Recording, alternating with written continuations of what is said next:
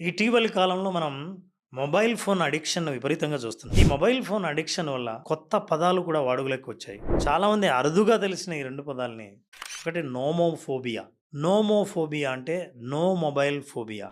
దగ్గర phone లేకపోతేనో, phone ఇంటి దగ్గర మర్చిపోతేనో, ఒక వ్యక్తిని పోగొట్టుకుంటే ఎంత ఆందోళనకు గురవుతామో, అంతే ఆందోళనకు గురవుతామని అబ్జర్వ్ చేశారు.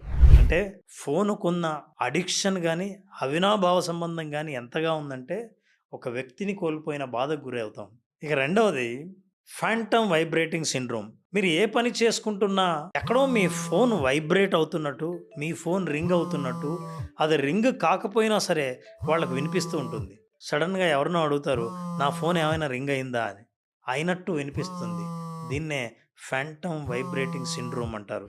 వీటితో మీరు ఏ ఇబ్బంది పడట్లేదని కోరుకుంటూ, ఇలాంటి వాటికి దూరంగా ఉండాలని కోరుకుంటున్నాను.